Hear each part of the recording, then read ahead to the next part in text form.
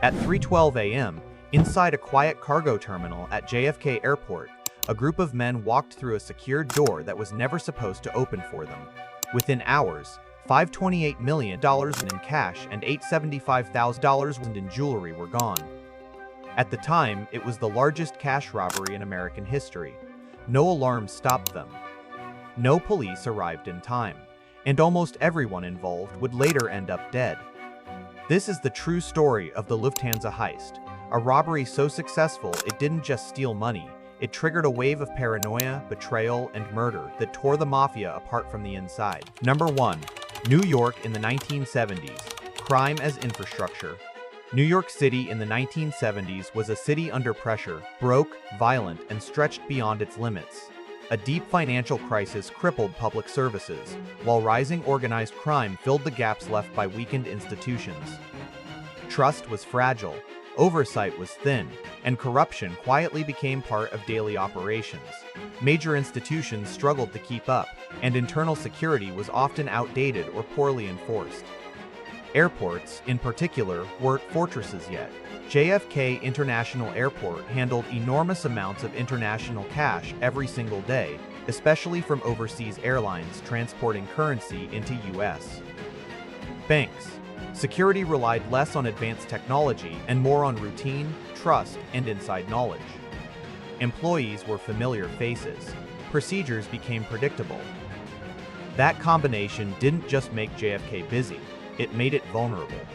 And while authorities focused on survival, organized crime was watching closely, studying patterns, waiting patiently for the right moment to exploit a system built on assumption rather than control. Number 2. Lufthansa Airlines, a hidden river of cash. Lufthansa Airlines routinely transported large sums of foreign currency from Europe to New York. Why? Because international travel generated massive cash flows, tickets, fees, currency exchanges, long before digital banking dominated. Once the money landed at JFK, it was temporarily stored in airline cargo facilities, handled by regular employees, guarded lightly, often overnight. One employee in particular noticed something critical: the cash sat unguarded for hours before armored trucks arrived. That employee became the weak link. Number 3. The inside man who started everything. The heist began with inside information. A Lufthansa cargo worker with gambling debts quietly revealed shipment schedules, storage locations, guard routines, access points. He didn't intend to destroy an empire. He just wanted out of debt. That information made its way up the criminal ladder, eventually landing in the hands of Jimmy Burke, an associate of the Lucchese crime family. Burke immediately understood the scale. This wasn't a robbery. This was a once-in-a-lifetime extraction. Number 4. Jimmy Burke, the man who knew too much. Jimmy Burke wasn't a made man, but he didn't need to be. He was feared because he was efficient, intelligent, and ruthless. Burke didn't dream about money. He dreamed about control. He spent months planning recruitment, timing, escape routes, disposal plans. He knew the robbery was only half the job. The real danger would come after, when everyone started talking.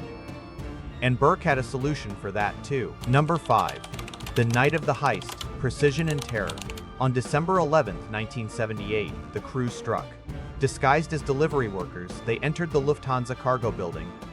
Employees were restrained. No shots were fired.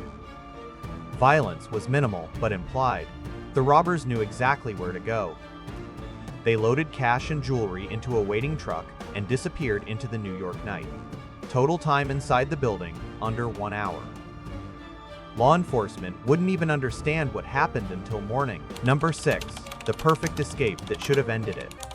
The escape plan was supposed to be flawless, the final step that would seal the success of the heist forever. Every route was planned, every role assigned. But human nature intervened. One crew member ignored clear instructions and parked the getaway truck improperly. It was a small mistake, but it didn't stay small for long. The truck was discovered. Panic spread quickly, rippling through the crew like an electric shock. What should have been a clean, invisible ending instantly became a dangerous liability. Suddenly, evidence existed, witnesses were possible. Loose ends appeared where none should have been. Jimmy Burke understood the true danger immediately. If one person could make a careless mistake, then someone else might panic under pressure, and panic leads to talking. In the world of organized crime, suspicion is not a warning, it's a death sentence. From that moment on, the robbery was over. Survival became the real problem. Number 7. The killings begin, success turns toxic. In the months following the heist, a chilling pattern emerged, bodies began appearing. Crew members, associates, and anyone Burke suspected might reveal details of the operation were suddenly gone. Some were shot, their deaths violent and public enough to send a message. Others simply disappeared, vanishing without a trace, leaving only whispers and fear behind. Many were never found at all, their fates remaining a haunting mystery. This was not revenge in the traditional sense. It was calculated risk management, a brutal system designed to protect the mastermind and the stolen fortune. Paranoia dictated every move, and loyalty was always measured against survival. By the early 1980s, nearly everyone directly involved in the heist was dead, eliminated by suspicion, betrayal, or Burke's ruthless decisions. The money survived. The people did not. The heist's legacy was not just the fortune, it was a trail of death, a testament to how success can turn lethal in the wrong hands. Number 8. Law enforcement hits a wall. Despite an intense and sustained investigation, law enforcement quickly ran into a dead end. Very little of the stolen money was ever recovered, leaving authorities with more questions than answers. Witnesses who might have helped suddenly vanished, disappeared into silence, fear, or deliberate hiding. Potential leads dried up one by one, and evidence that once seemed promising slowly lost its value over time. The robbery itself was never fully solved in court. No complete account of how the operation unfolded was ever officially proven, and many details remained locked behind secrecy, intimidation, or missing testimony. For investigators, it was a rare and frustrating failure, a crime so large yet so incomplete in its resolution. What finally brought Burke down wasn't the heist that made him famous. It wasn't the stolen money or the unanswered questions surrounding the robbery. It was something else entirely, separate, darker, and ultimately more damning than the crime that started it all. Number 9. The final betrayal, how the heist really ended. Burke was eventually convicted, not for the robbery itself, but for murder and racketeering. His carefully built empire of crime and secrecy came crashing down, not because of law enforcement alone, but because of informants, double crosses, and internal betrayal. Those closest to him, driven by fear, greed, or self-preservation, revealed crucial details that ultimately sealed his fate. The irony of it all was complete.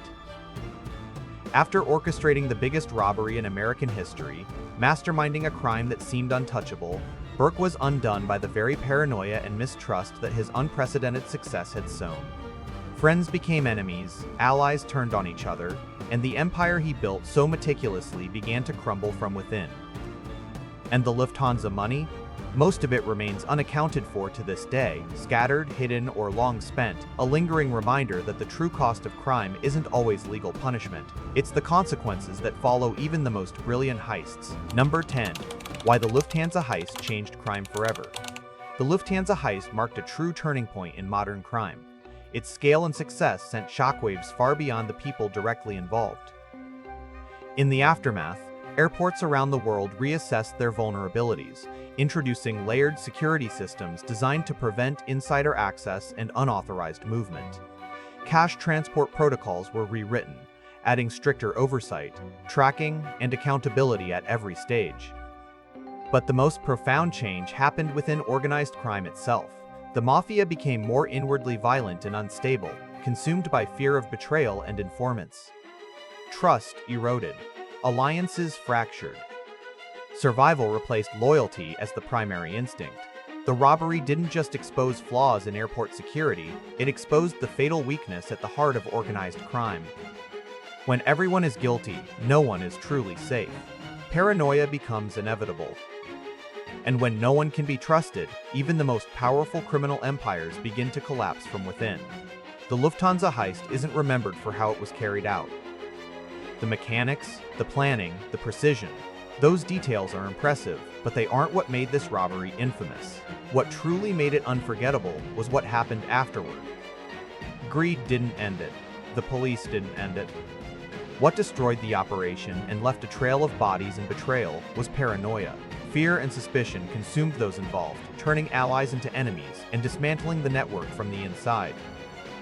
For anyone fascinated by real, deeply researched true crime stories, the Lufthansa Heist stands as a chilling lesson. The robbery itself is often only the beginning.